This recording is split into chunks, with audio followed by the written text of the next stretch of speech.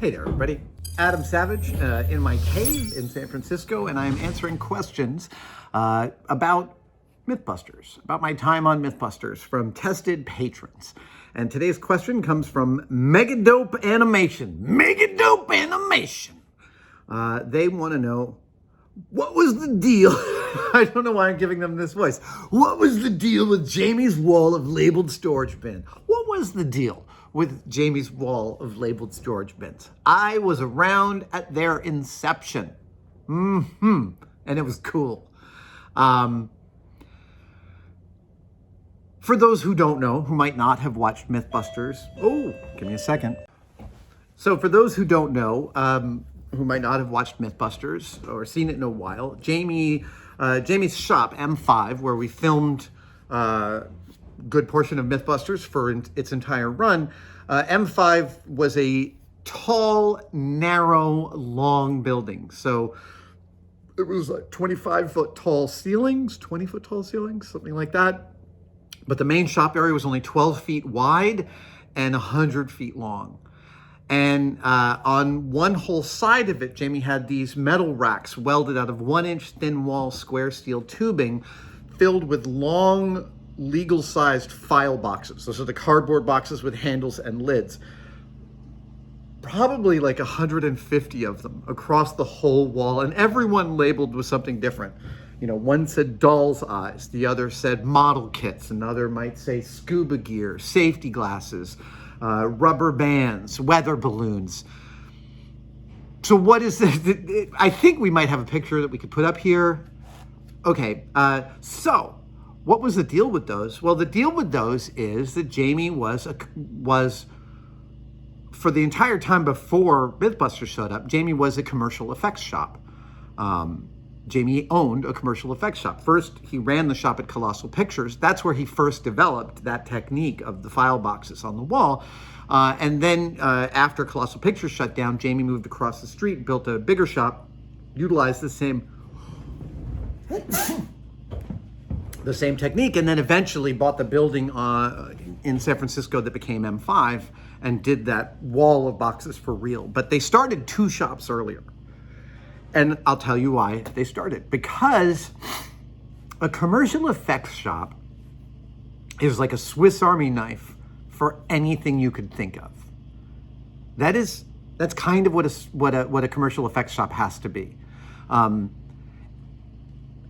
Unlike film, so in film effects shops, you often get a chunk of money and several weeks or sometimes even months to build stuff. So you put together a team and you spend that money and you have lots of time and people, and you work on bigger budgets in film. In commercial, you're not only working with smaller budgets, but often timelines that are ludicrously tight. I remember at one point while I was working for Jamie, this would probably be like 94, 95, he calls me up one day and says, hey, we've got a photo shoot. We need water to move through a camera frame. We need it to squirt, we needed to spray, we needed to go in sheets, and we needed to go in a shower. And I was like, oh, okay. This is about 2 o'clock. He was calling me. I was like, yeah, okay, cool. I could come in tomorrow. And he's like, no. The shoot's tomorrow morning at 9 a.m. I'm wondering if you can come in now and just get this ready for tomorrow morning. That's the kind of timeline we're talking about for commercial special effects. So that's the kind of timeline where going to the hardware store is a hard call because you might not have time when you get back to finish the thing, right? So you want as much in the building as you can possibly have in the building. The more stuff you have in the building and the less you have to go out of the building to make the thing that someone needs in no time flat for no money, the more you can house all of that possibility in your shop, the more money you can make. Because time is the limiting factor with that dough, right? So Jamie,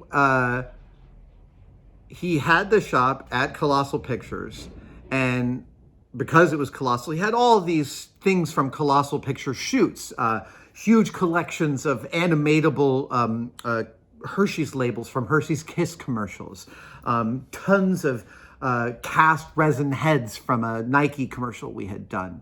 dollhouse furniture, reams of dollhouse furniture from Pizza Hut commercials. Tons of Mr. Pizza Head pizzas from Pizza Hut commercials. And then shortly around the time that Colossal Pictures went belly up, Chris Wayless shut down CWI up in Marin. They're the effects shop that did Gremlins and Naked Lunch and a bunch of other amazing productions. The Fly. CWI shut down, and Jamie ended up purchasing a whole bunch of their stuff.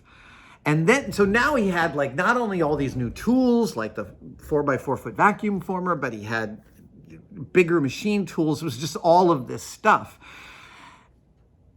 And he wanted to, it was vital that he not lose any of it, right? It's so easy when you have a ton of stuff to lose track of where it is. And once you've lost track of where it is, you've lost it. This is the big innovation. If you want to read into something awesome, read into Federal Express and how they built the first national package delivery infrastructure at speed and at scale that they did. And the way that they did it was their innovation was recognizing that the information about the package was as or more important than the package itself. And if they managed the information correctly, they would manage the packages correctly. And the same mindset goes into Jamie making that initial decision to make a metal rack and having all these file boxes go up so he could, at a glance, find the thing that he needed, right? Because someone may call him up and say, I need to do a blah, blah, blah. And Jamie's like, where am I going to find brown 1.5 length fur right now? Fur done. So that was why. Basically, it was the ability to turn his shop into more useful Swiss Army knife of material, of weird material retrieval. And then when he built M5, the final space, his shop still, and I think Jamie moved into that shop in the early aughts, way early aughts, like 99, 98, somewhere around there. At any rate, when he moved into that shop, he saw his opportunity and he took this wall that was like 20 feet high and 100 feet long, and he utilized like half of it for metal racks filled with boxes. And that was our store on Mythbusters. We constantly went shopping. And there's one utility, and it's a really important one past just being able to see everything and retrieve it, and that is, when it is all in one space, you understand the state of what you have in front of you. And so there's this way in which it's like shopping and also firing neurons in your brain just as you're reading through all the items.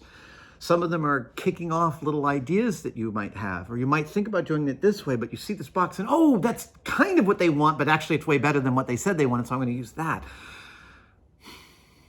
Having all that stuff visually accessible as well as organizationally accessible is really good for the problem solving that needs to happen in a commercial effects shop. Thanks for that awesome question. I know it was a simple question with a more complicated answer than you might have considered. I loved that solution that Jamie did, and that is a sort of a version of the first order retrievability that I love here in this space. Keeping everything labeled and current and facing me is absolutely critical for the way I use my shop. So I learned a lot from Jamie over the years. Thank you, guys. Thank you, Mega Dope Animation, for that awesome question. Tested patrons, keep submitting your questions and I will keep answering them. And as always, I will see you guys next time.